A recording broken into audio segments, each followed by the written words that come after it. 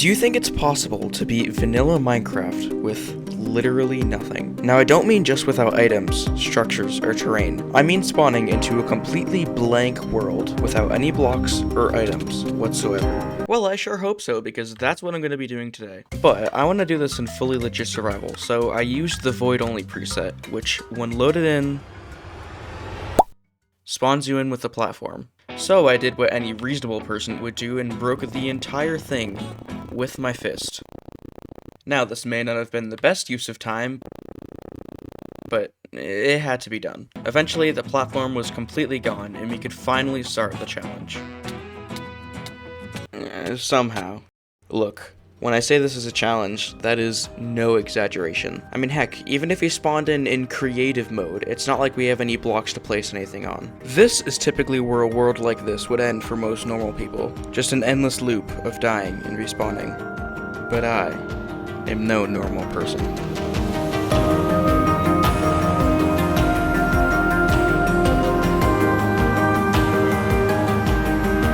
Narcissistic intros aside, this is why I had first crossed this idea off my list. Until I discovered something. Now, don't ask how I figured this out, but by loading into a really old version of Minecraft and spawning into a world for a few moments, you can then take the region files of the two worlds and kinda swap them. And because we used the void world preset, doing this regenerates the stone platform.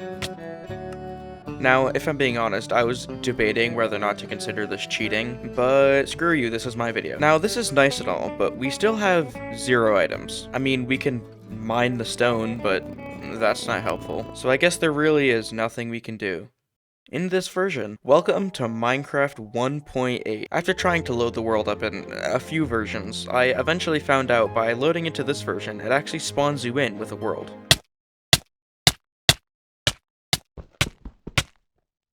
Not without pain, of course. Now, theoretically, I could just beat the game in this world and call this challenge a success, but that feels a bit cheap. I want to actually beat the game in the void world, so I went in search of just a few items we could use. The shopping list for this world is quite simple. A sapling, dirt, water, lava, and an emerald. Which should be pretty easy, right? Right?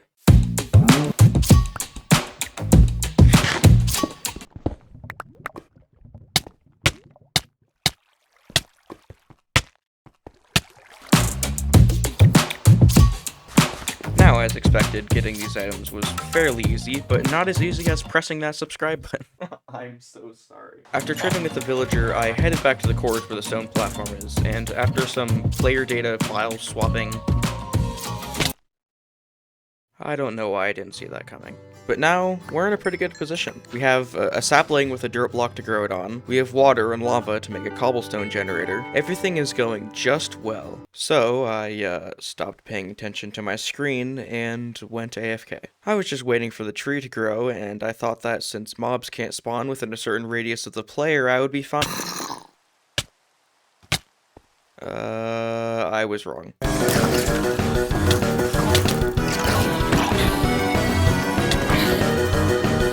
Eventually, I found out that by standing in the middle of my platform, my radius was big enough to cover the whole island, so mobs couldn't really spawn. And then finally, the tree grew. Now, if you don't know, I kinda don't have the best past with relying on one tree to get a sapling, but thankfully, this time was different. I used the wood to make a crafting table, and then mined some stone to have enough cobblestone to make the generator. Now, funny story. When collecting the resources in the 1.8 world, I thought that I would only need 1 dirt, since, I only had 1 sapling. Problem with that is, once I have more than 1 sapling, I may as well throw out the extras, because I can only plant 1 tree at once. Forever. Despite this, I kept going. I used some logs to make charcoal, which I then turned into torches, so that I didn't have to worry about mob spawning. Now, all of this is nice and all, but we are still nowhere near to beating the game. But don't lose faith now. I have a plan, for once. All I need to do to start is to build this thing, because in recent versions of the game, Mojang made it so that you can bone meal the ground in flowing water, and it actually turns it into source blocks. Using this, we can actually make an infinite water source. Then, all we need to do is AFK at the cobblestone generator for a while, which I did, and then most importantly, we need to decorate it. It was necessary, okay? This leaves us with a bunch of stone, wood, and water. You know what all of this can make?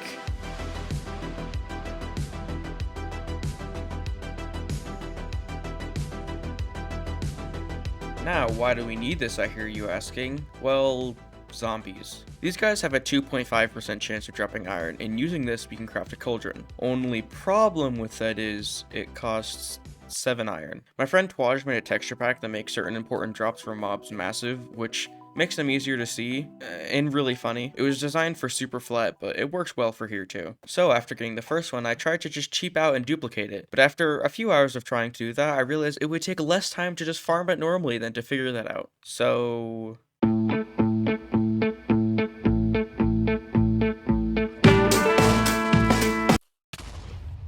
But why do we even want a cauldron in the first place? Well, we can use our lava plus the cauldron to fill it up and then get more lava. Once we do this like 10 times, we'll have enough to make another portal. But when I finally got the last iron, I realized a problem. There's one key ingredient I forgot about for the lava and cauldron method. In order to be able to follow through on basically my only plan, I need dripstone. I thought, you know, maybe we could go back to the 1.8 world and bring some back, but dripstone didn't even exist back then. It started to really seem like this was all for nothing.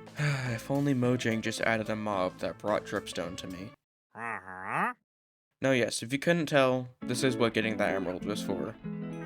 But now it's waiting time.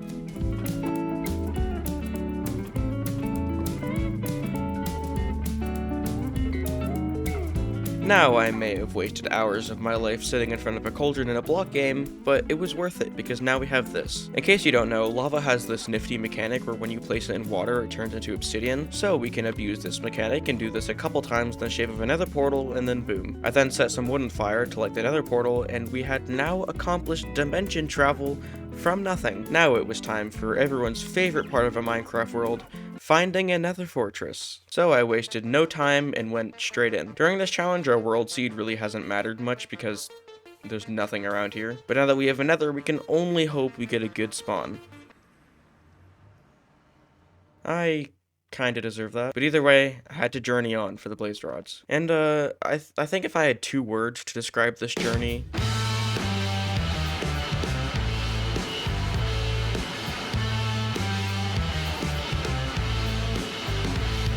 there was a lot of magma cubes, basalt delta, and oh, would you look at that, a fortress. Now, I maybe, possibly, potentially, slightly underestimated how difficult it would be to kill blazes, especially with no armor and rotten flesh as a food source. But eventually, I finally got a system done, and everything was just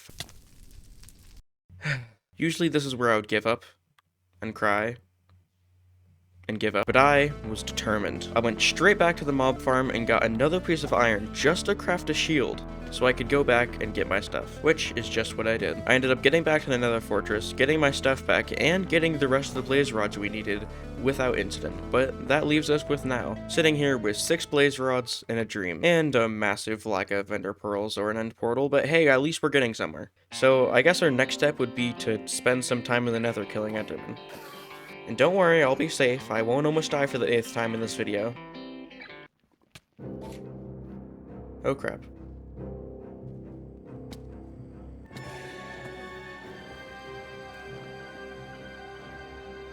Oh my god. But now you may be wondering, how are we actually going to get to the end if we don't have an end portal, or stronghold? Now, if I'm being honest, this part truly perplexed me. No, I'm kidding. I've had this planned since the beginning. Minecraft Beta 1.9 Pre-Release 3. In this update, cows sound like this, and crafting tables look like... Was that the damage sound? But more importantly, there are these 2 glass pillars. What are these, you ask? The stronghold. They mark the stronghold. Now, the end didn't actually exist in this version, but if you get some TNT and go to the end portal and... That's better. But for some reason in this version, you can actually pick these up. And congratulations, you've officially picked up nothing. Using an old dupe glitch, you can get at least 12 of these. I got 16. But when you convert these to a 1.8 world, these become end portal frames. Now these are nice and all, but we want these in our void world. So what you do is you make another portal and put the items in a chest in the nether, and then you can swap the nether world files of the 2 worlds, and then boom.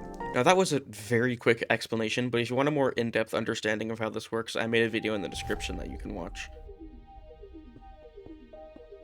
But now, this is the fun part, because there's now only one thing standing in our way of completing this challenge. The Ender Dragon. With the portal being lit and our doubts of this not being possible faded, it was time to finally win.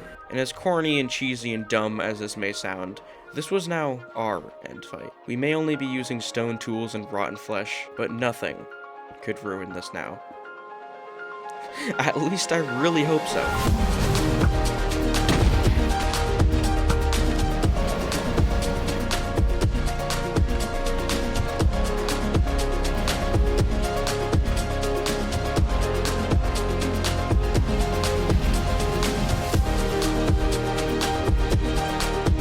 I mean, this fight was super scuffed. I may have even died once, but that didn't take away from what we've accomplished today. This is beating Minecraft, starting from nothing in the void.